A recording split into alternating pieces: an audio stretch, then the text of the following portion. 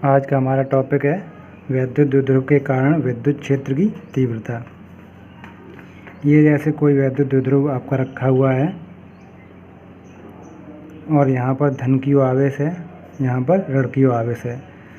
तो वैद्युत क्षेत्र की तीव्रता के लिए हमको क्या है, किन्हीं बिंदुओं पर हमें वैद्युत क्षेत्र की तीव्रता ज्ञात करनी होगी। जैसे कि कोई बिंदु है अच्छी स्थिति पर, ये इसकी अक्ष गई हुई है, अच्छी स्थिति पर कोई बिंदु है P, इस पर हमें वैद्युत क्षेत्र की तीव्रता ज्ञात करनी है।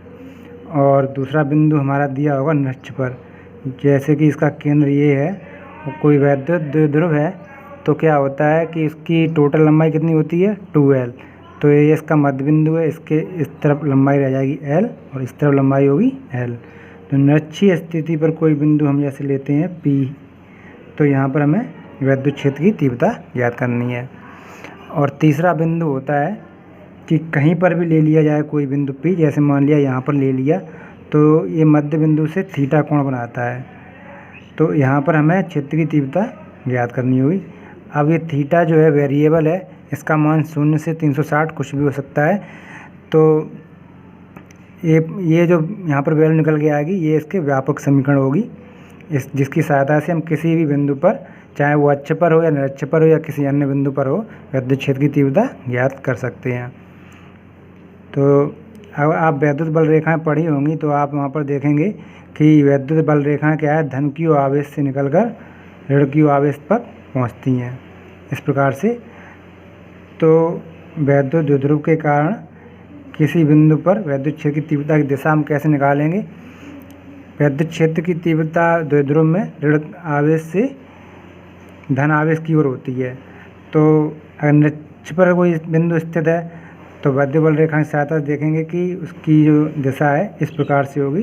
तो यहाँ पर जो वैद्युत क्षेत्र होगा वो इस दिशा में होगा, और अच्छी स्थिति पर ऋण आवेश से धन आवेश की ओर बल रेखाएं जाएंगी, तो उसकी दिशा ये हो जाएगी ई की, क्योंकि यहाँ पर धन आवेश P के अधिक पास में और ऋण आवेश दूर में है।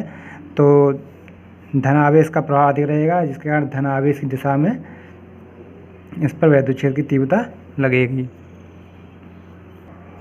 अब हम पढ़ते हैं वैद्युत द्विध्रुव की अच्छी स्थिति में क्षेत्र की तीव्रता। यहाँ पर कोई अक्ष पर, जैसे ये बिंदु लिया हुआ है P, इस पर हमें क्षेत्र की तीव्रता ज्ञात करनी है। जैसे हम अलग से डायग्राम बना लें कि ये हमारा वैद्युत द्विध्रुव रखा हुआ है, इसका यहाँ पर धन की ओर आवेश है, ये ऋण की ओर आवेश है, इसके मध्य में बिंदु है, यहाँ से इसके दोनों तरफ की दूरियाँ कितनी है L, यानी कि टोटल दूरी हमारी कितनी है 2L। तो मध्य बिंदु से यानी द्विध्रुव से R दूरी पर कोई बिंदु स्थित है अच्छी स्थिति पर। अच्छी स्थिति क्या है, इसके अक्ष पर ही कोई बिंदु स्थित है। जैसे यहाँ पर कोई बिंदु है P, तो मध्य बिंदु से इसकी दूरी कितनी है R, इस प्रकार से। तो आप देख रहे हैं यहाँ पर जो धन की ओर आवेश से बिंदु P की दूरी कितनी रह जाएगी, R से L कम हो जाएगी, इतनी रह जाएगी R माइनस L। और ऋण की ओर आवेश से दूरी कितनी होगी इसकी R प्लस L, यानी कि जो बिंदु P है धन की ओर आवेश के ज़्यादा समीप है।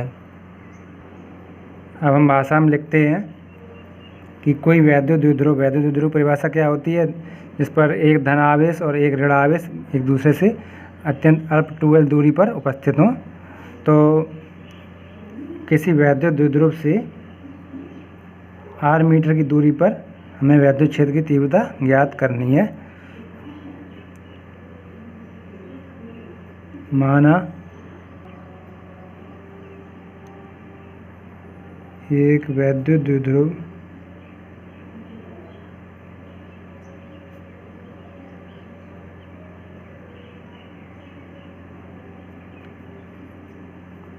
के परावैद्युतांक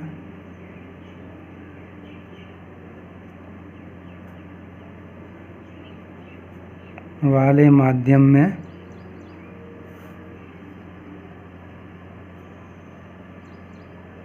रखा है,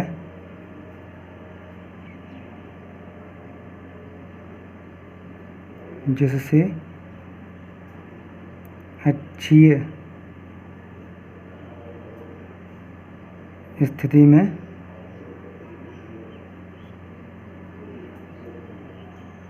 r दूरी पर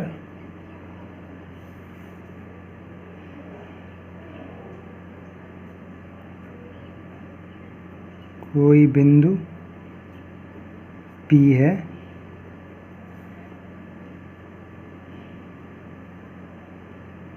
जिस पर क्षेत्र की तीव्रता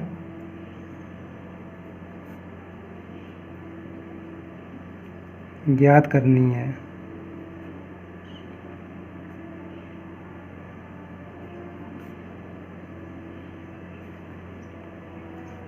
तो यहाँ पर हमें क्षेत्र की तीव्रता ज्ञात करनी है।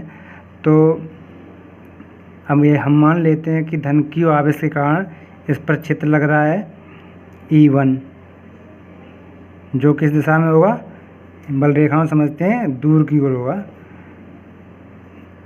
इस दिशा में होगा E1। और ऋण q आवेश की दिशा कैसी होती है, ऋण q आवेश की ओर। तो यहाँ पर कोई बल रेखा ये जा रही है, तो यहाँ पर दिशा कैसी है, इस दिशा में। तो E2 के कारण क्या है, इस दिशा में बल लगेगा, विद्युत क्षेत्र उत्पन्न होगा। तो ये दोनों क्षेत्र क्या है, एक दूसरे के विपरीत हैं। कितने कोण पर हैं, 180 डिग्री के कोण पर। तो बिल्कुल विपरीत है, इन्हें हम बाद में जोड़ देंगे चिन्ह सहित, जिससे कि हमें बिंदु P पर परिणामी विद्युत क्षेत्र की तीव्रता प्राप्त हो जाएगी। माना धन q आवेश के कारण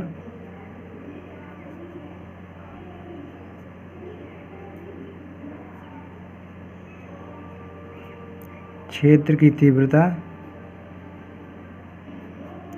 E1 है तथा ऋण q आवेश के कारण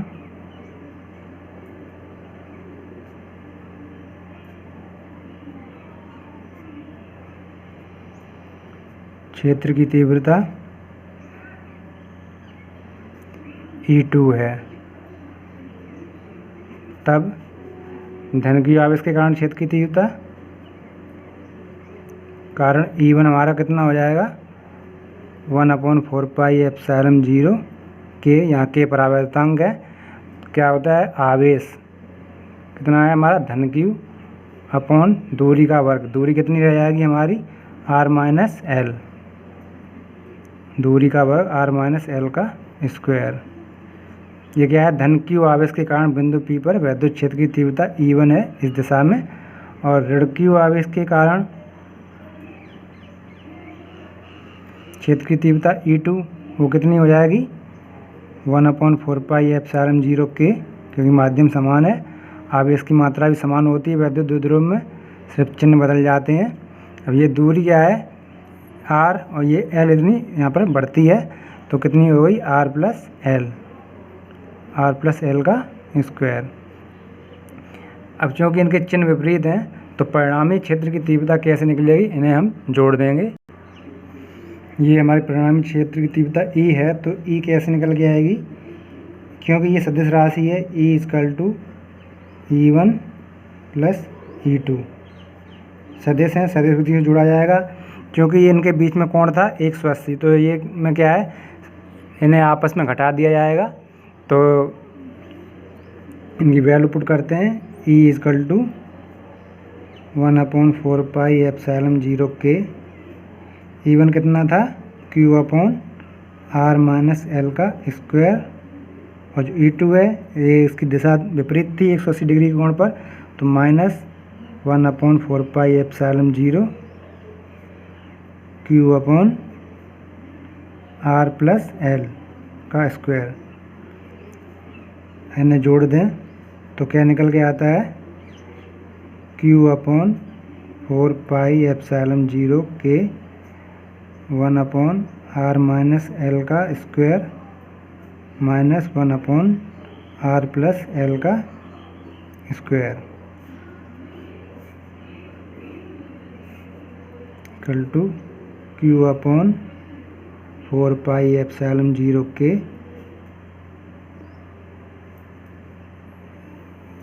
एलसीएम ले लें, r-l का स्क्वायर r+l का स्क्वायर r+l